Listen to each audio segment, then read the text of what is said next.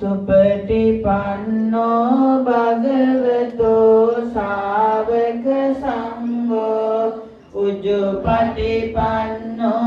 භගවතෝ ශාවක සංඝෝ ඥායපටිපන්නෝ භගවතෝ ශාවක සංඝෝ යදිදං චත්තාරි පුරිස යෝගානි අට්ඨ පුරිස පුංගලා ඒස භගවතෝ ශාවක සංඝෝ ආහුනේයෝ පාහුනේයෝ දක්ඛිනේයෝ අංජලි කරණීයෝ අනුත්තරං පුඤ්ඤං හෙත්තං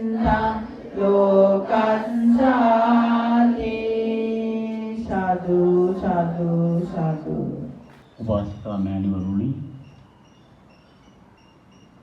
පින්වත් දුවදරුවනි, මේ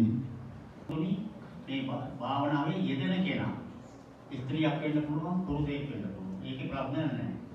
ඒ ඉස්සරහට භාවනාව දියුණු කරගන්න කැමති යෝගාවචරයාට ඒ පිටිපහලක් කරගන්නට පුළුවන්කම තිබෙනවා අපි තුල තිබෙන අඩුපාඩුවක් හදාගන්නට. ඒ නිසා එවැනි කාරණා රාශියක් අන්තර්ගත වන මේ ධම්මපදයේ කියන ග්‍රන්ථයේ ගාථා 423ක් තියෙනවා. වාක්‍ය හැටියට කොටස් 26කට බෙදලා තියෙනවා. මේ ග්‍රන්ථයේ ඒ වර්ග බෙදලා තිබෙන්නේ ඒ ගාථා වලට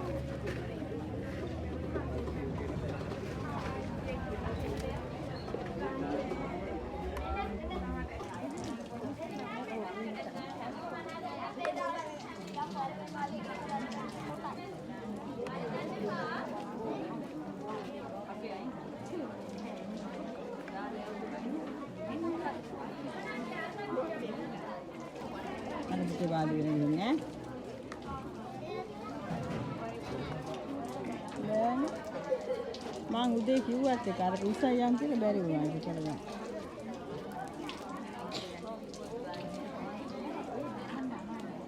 ඉතින් අදන පුඩු දිනනවා. ආව හිටියා.